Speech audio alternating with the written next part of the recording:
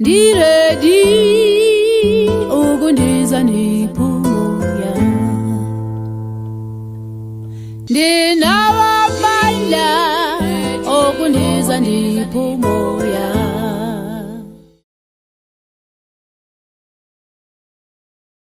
Hello, welcome to One on One with Amakhosikazi Media. My name is Vusi Bebe. In this program, we talk to a woman that has done great work in her community, in our country, and possibly touched the region and the world in different ways. Today, I'm pleased to welcome to the program Providence Moyo, the founder and director of Divine Pro Cosmetics. She's here to tell us about how she started this brand that has gone national and even now known internationally.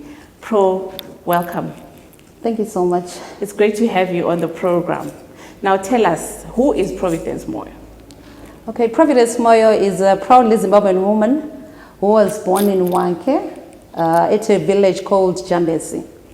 I'm a mother of two, blessed with a boy who's 22 years and my daughter is 15 years old.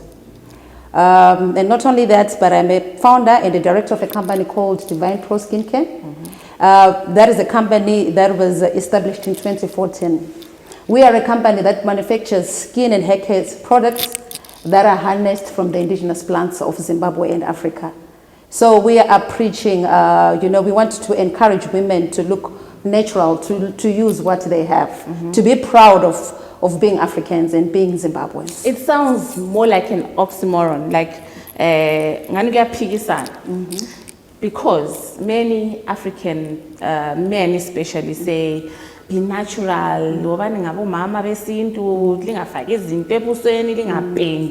is what they say. How did you discover indigenous products that women can use to make up their faces as cosmetics? Like, I'm telling you, I was born in a rural village. And it is well known that as women, we are flowers. They want to look at us and they want to see beauty in us. So mina beauty it's different because I'm not promoting but I'm promoting local weight. For an example, there's a tree called the baobab tree. It's indigenously grown. So I remember when I was young, we used to use it for powdering for our faces, for making our traditional herbs. So that's why even our motto, we are called Nature's Beauty. So basically what you're saying is the makeup I wear on That's a very yes. You know, and what is it called in English? Mulberry. Yes, you know. I mean that one it can even be utilized as a makeup. I'm still working on that. For now, I'm that's what I'm using. I'm literally using all the raw materials. I'm taking them from the raw areas. How did you get to a point where, from a market that is full of foreign products, makeup brands from the West, from South Africa, say our importer. When I'm going we have our own local products and we can use them as well. And they may be better than foreign products. Right. What happened is I had a vision. Everything starts with a vision. I was a teacher by profession, but I don't think that was my vision and that was my passion. So I decided to follow my dreams. I want to be different. I want to utilize what I have. People must learn to improvise. Before I go next door, I must first of all find out how can I improvise, what can I use, why can't I use things that are home? Something. So that's why I then decided, let me just come back to Zimbabwe because I was teaching in South Africa. I decided, let me come back home and make cosmetics. When was this? When you were teaching in South Africa? I taught for about 10 years in South Africa. Then I came back to Zimbabwe in 2012. Yes. And by then I had made a decision that now I no longer want to do teaching because I wanted to follow my passion. It wasn't easy, but I decided I would just want to come back home, run Divine Pro Skincare and at the same time work with rural communities just to give back because my company has a social responsibility. I don't manipulate those women, but I buy the raw materials from them. That is why, our theme is hand in hand changing lives. Wow. Yeah. I'm sure you didn't wake up and be what you are today, supplying the whole country and the chain of stores with your products. Tell us how was the very first line of products that you produced? Was it an instant hit, or you faced a bit of challenges here and there? To be quite honest with you, home was not built in a day. I remember by the time when I was teaching in South Africa, I did sciences. I've always wanted to do, you know, something to do with dental therapists and something that has to do, because I was very good in sciences. But then I didn't progress well. I then went to teaching because I had my youngsters that I was looking after. I'm an orphan. So I wanted something that was going to pay me faster. Then later on, I then discovered that no, it doesn't matter my limitations. I can start afresh and do what I really want to do. I took a bold step of faith, did a course in South Africa for skincare, quit teaching, and I came back home. When I came home, I faced so much opposition because a lot of people were saying, why are you coming back home here? The economy is bad. Do you think people will buy your products? But I knew that, you know, I am introducing something that is common, because most people, you know, when they buy products, they buy expensive products from expensive shops. So I wanted something that can be local, that can be locally found. That, you know, sometimes it's not about using lightening creams, but it's about using, you know, what you have at home, starting from home. Yeah, so then when I made that decision, I took a bold step of faith. I came here. It wasn't easy because, you know, when you start something, you don't just, you know, the elevator of success is like a ladder. It's, no, you can't just go in stairs, but you have to take one step at a time. And the other thing, I must say I'm grateful because I got people that mentored me. I looked for people that believed in me, that, you know, told me keep on moving and moving. And I didn't even I started from home actually. I started from home, making products at home. You know, you touch mix and make a cream. And thereafter, I then rented a small room at a salon, because you need to start from you know, the Bible says that when you start with a little, if you are faithful with a little, God will entrust you with bigger things. So I was passionate, and I believed in that dream. I believed in my vision, and I started small. And by starting small, the other thing, what I want to encourage entrepreneurs is you have to diversify. Don't only, you know, you need to go and explore. If there are network programs, go and listen, get people that inspire you. So there are people that inspired me, and I was privileged that, you know, here at Embassy, the US Embassy, they were offering us programs on mentorship, on business. I took that challenge, and you know, I was willing, you know, to be taught. I was willing to attend. Tell us about what benefits did you find from the mentorship programs that you go on. I ask that because a lot of us women tend to feel like we have to do everything on our own, that we won't get support from the next person. How important is the mentorship, and what kind of help did you get from such programs? You know, mentorship is one of the major things that you're supposed to engage if you're starting something, because so when you get a mentor, you're supposed to look for a mentor. You're supposed to look for a mentor of somebody who inspires you where you want to go. For an example, I used to I'll watch porns. You know, I'll look at their brands and I'll say, but how did these people start? You know, I read about it. And not only that, I then, when I got the privilege to go to America, I met other women entrepreneurs that were already selling their products, also using their organic products from different African countries. So when we sat there and when we were doing exhibitions, I could see my failures, like, you know, looking at my packaging, it was not looking good. And when I listened to their stories, how they started, you know, they will encourage me. It was not a competition, but we were relating to each other, like giving each other ideas on how we must grow our businesses. And not only that, you know, that exposure, when I came back different. You know, I came back different because, remember, I was operating from home and I didn't even know anything about packaging. You know, I remember my first day cream, I would just put a red sticker to say this is a day cream and this is a night cream. But going there, we then taught about how marketing, that you're supposed to brand your product. You are supposed to live your brand. So when I came back, I became back a different woman, and yeah. And it made a difference. And it made a difference. Starting from home, from home I went to a salon, and now I'm running 2 beauty spas here in Zimbabwe, one in Bulawayo and one in Harare. And my products are being sold in major retail outlets. And wow. I'm still learning. Like I'm telling you that you can't say you have arrived. in business, it's all about diversifying. It's all about passion and purpose and persevering. And it's not easy, but when you have a purpose, you need to run with a vision.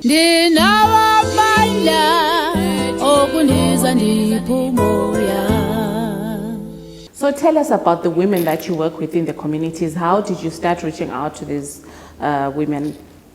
Right, like I say that I was born in Jambesi. It's in Matno. So the moment when I decided to come back home, I said I want to do a business that will not only benefit me as an individual, but also wanted to benefit my rural communities. Mm-hmm. So I happened to work with 3 rural communities, one in Wanke, where I harness the baobab. They produce the oil, and I've got one in Lupane, where I get the mangongo oil. Then I've got one in Plumtree. Actually, I was born in Jambesi, but I'm a Kalanga and I come from Plumtree. Right. So that's where I get the marula oil. So what happened is they've got cooperatives. They were being assisted by the European Union. They managed to get some machinery, but they were struggling, especially when it came to business. Remember, I was buying raw materials from them, and sometimes, when they are sending their oils, they will send their oil in a 2-liter container, which is clumsy. They didn't understand branding, and they didn't understand the power of quality when it comes to producing oils. So then what I did, I then called them, trained them on how we can relate together, on how we can produce a qualitable product. Because remember, in order for a product to be qualitable, we are supposed to start from its primary level. So how they are harnessing it, even for them, also they were not valuing that. They didn't know that what they are doing can change lives. So what I liked is that I then taught them on how they can have clubs. I remember I was once invited as a guest speaker in Lupane, in Plumtree, where they bought scotch cards, where they bought hose from the money that I was paying them, in making my oils.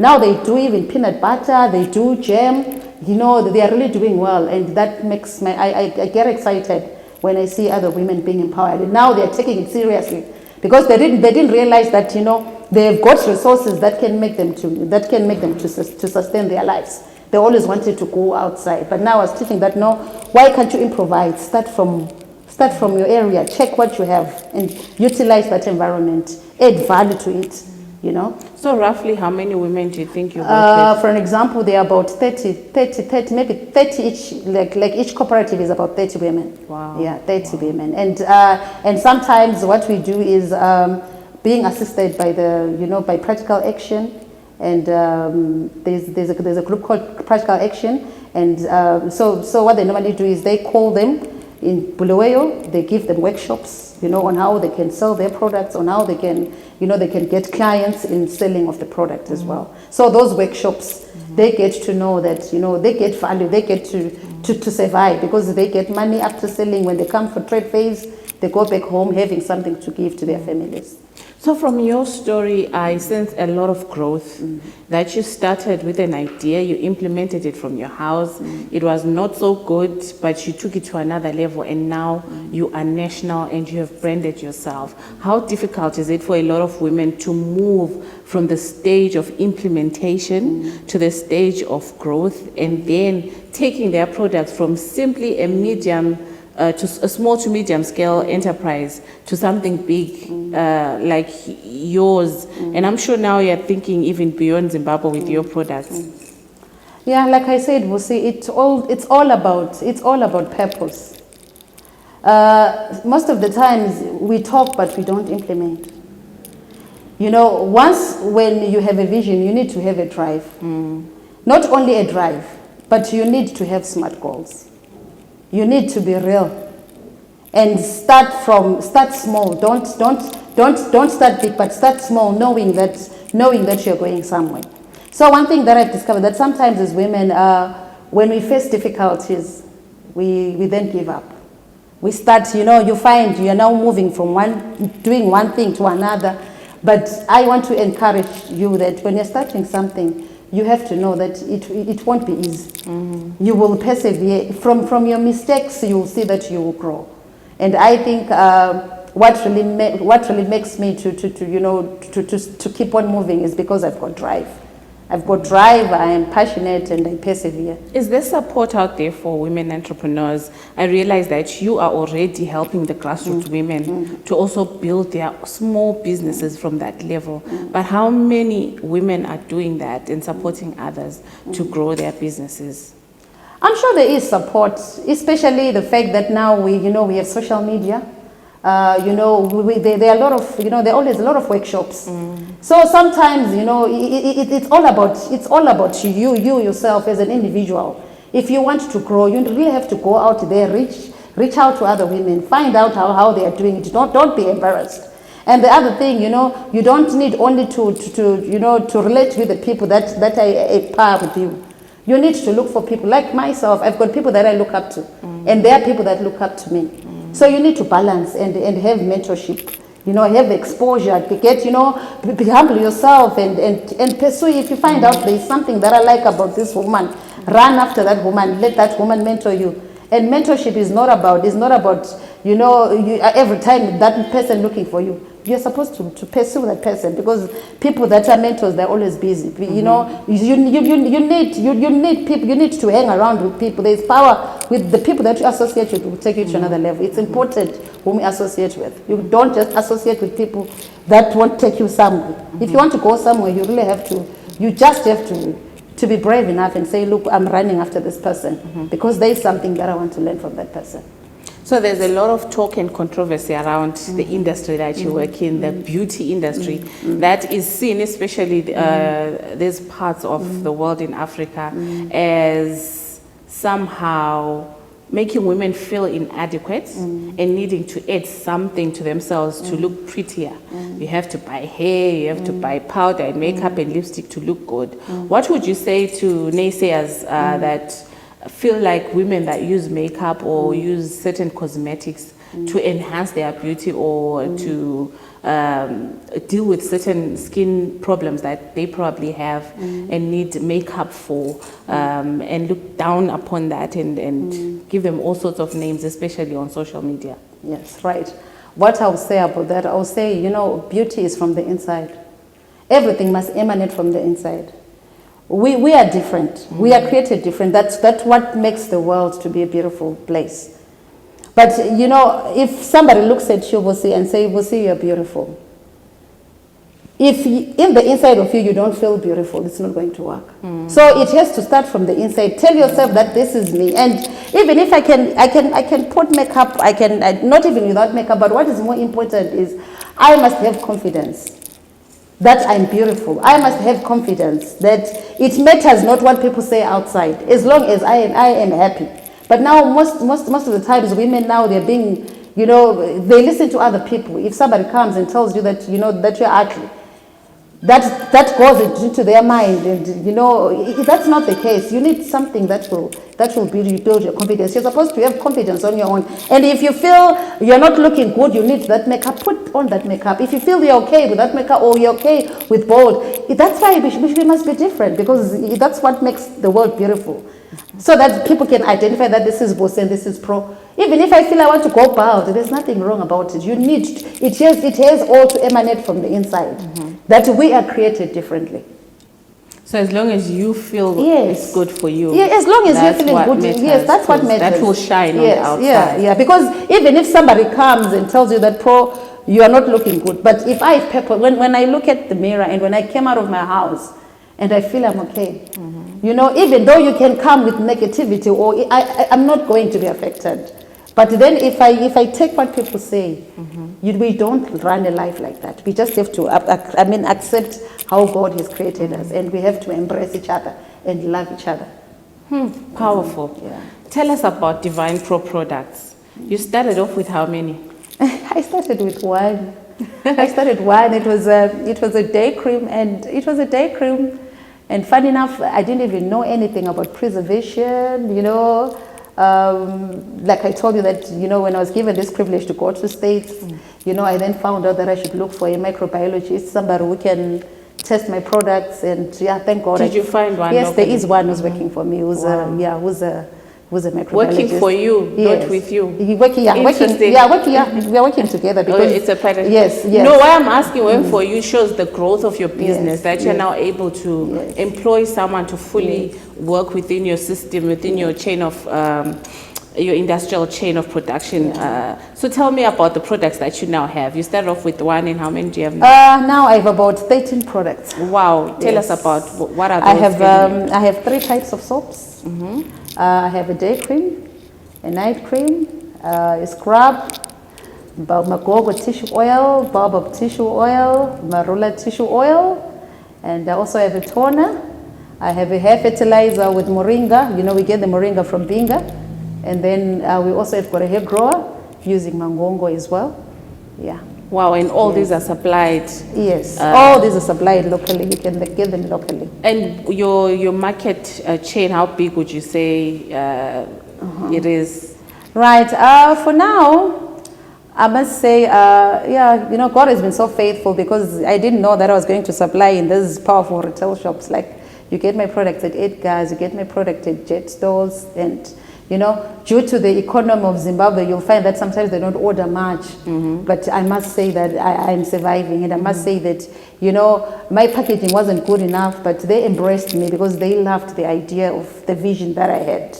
So they wanted to see me grow, and I'm sure I'm still growing bit by bit. I'm still improving my packaging bit by bit, and people are still I've noticed the product. difference in your Yes, packaging yes, over the yes, years, and that yes, shows yeah. that you're a growing Yes, person and a yes. growing business. Yes. Ndinawabandla okundiza ndiphumoya. So Divine Pro, where did the name come from? I assume the Pro is from part of your name. It's interesting, but the Pro, okay, it's not really from part of my name, but Providence, when I formed this company, like I told you that I was a teacher by profession. So when I came home, it was difficult. I really faced a lot of challenges because I didn't get any help like from the banks for me to start this company. I started with what I had. And it was really, really difficult because I needed to get machinery. After having done skincare, I wanted machinery, and it was so difficult in such a way that sometimes people come to me and say, but why did you come back home? Why didn't you stay for teaching? Can you see right now, do you think selling products will really take you places? But guess what? God came through for me. God came through for me. I managed to get the equipment. I managed to sell the things that I had. And that's when I said to this company, it was really divinely provided by God. Oh, nice. So divine providence comes from that God provided. And if you look at our logo, it has got a hand. That it was the divine hand that came through. Oh, wow. Then I said, you know what, since God has given me this opportunity, let me take this company to another level. How Yes. important is faith in your life and your business? One thing that I'll tell you is that as human beings, you need a certain strength. You cannot make it in your own. That is why, you know, you find some people now are taking drugs. Some people, you know, commit suicide because they don't have a place where they get their strength from. So for me, I'm a woman of faith. I am a believer. You know, I make it a point that I don't start my day without consulting my maker because he's the one who created me. So I make it a point that I balance my spiritual life, I balance my physical life. And I believe what his word says. Yes. You talked about, before we started the program, your children and how your daughter is now already branding her own ideas of what she wants to be in fitness. How important is this molding of our children and of ourselves from a young age to start focusing on the things that they love, the things that they are passionate about, so that at the stage when they can implement, they are clear about what they want to do. You know, in Ndebele they say,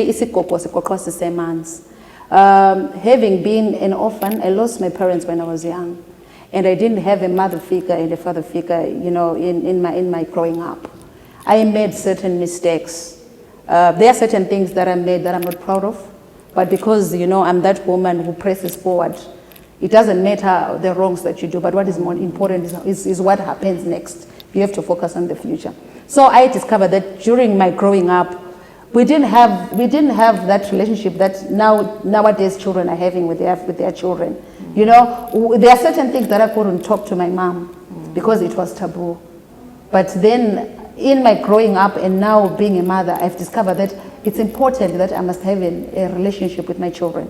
I need to listen to what they want. I need to support them.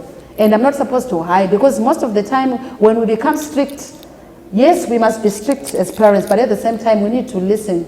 We need to listen to their predicaments.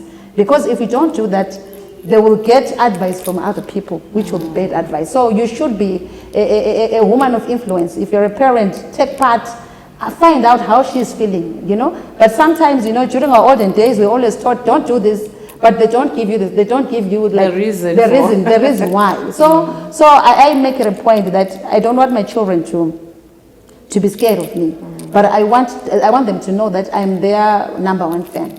And the #1 fan, it's important that I should tell them, you know, about life, they need to know why they're going to school. The reason why they're going to school is not for them to be educated, but it's for them to discover their purpose, their purpose-driven life. So what I normally do is I sit, just like now my daughter, the vision is written down. At her age, she's only doing Form 2, but already she told me that she wants to be a fitness trainer. Already the name is there, and she loves dancing. And I also teach her why she has to balance that. First of all, you're supposed to pass your O levels, but at the same time, I mustn't kill the vision. Because sometimes, you know, a lot of parents, they want children to be doctors. It's not only a doctor. You know, we are not created to be doctors, all of us.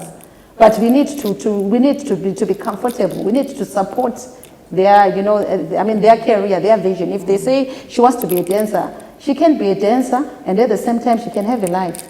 But all that can only happen if I open up, if I have this relationship with them. With your children. Yeah, with my children. So now you are at the stage, you've seen the possibilities from the difficulties that you went through.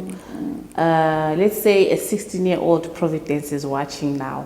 What would you tell her about life and the mistakes she's probably making now, that she thinks this is the end of me, I can never amount to anything? What letter would you write to her to encourage her to keep going?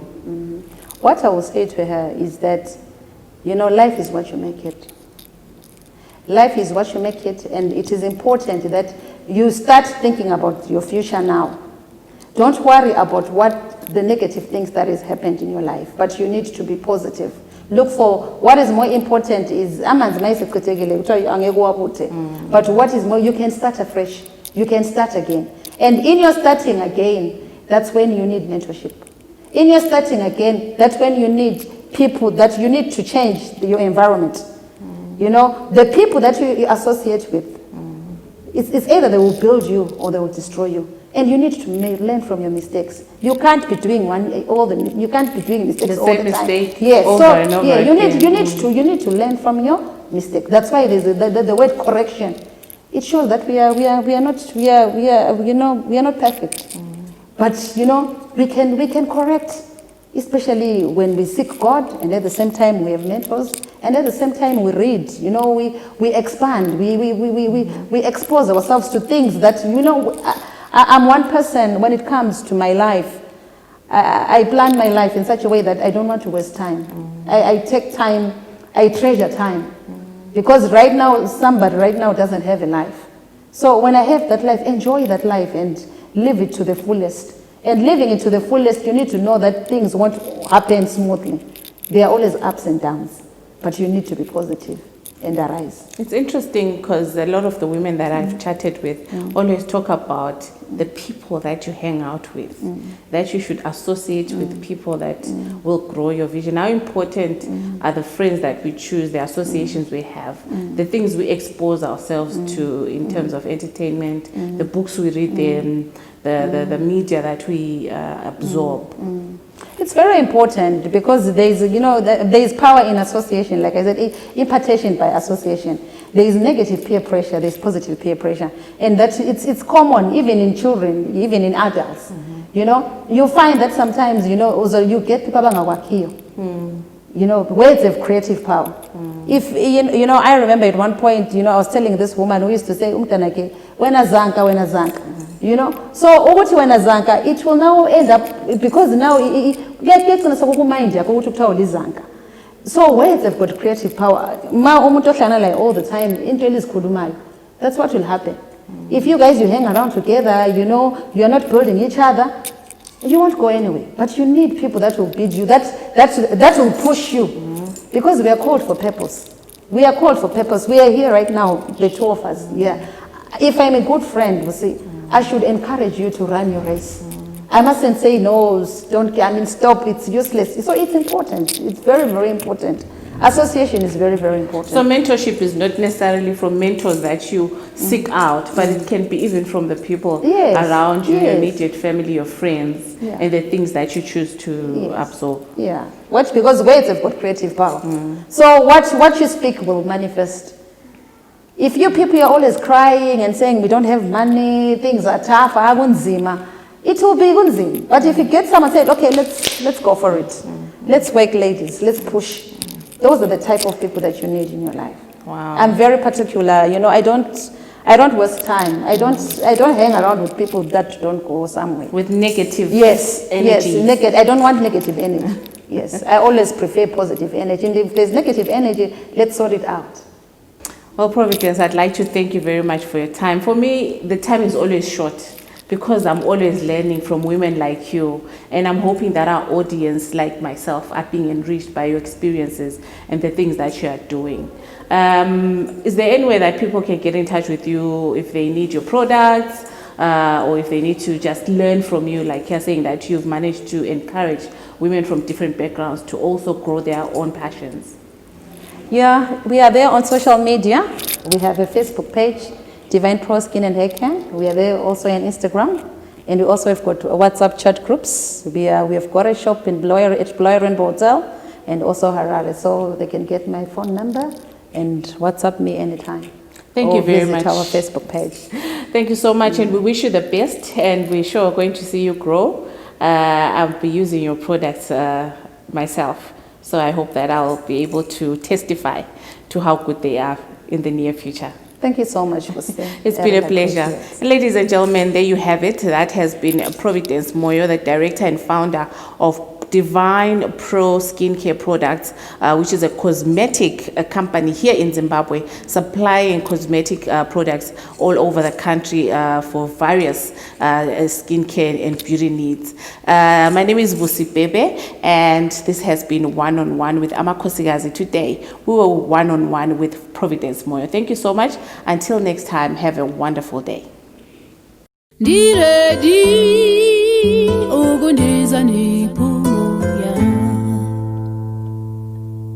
Ndinawabanda okundiza ndiphumo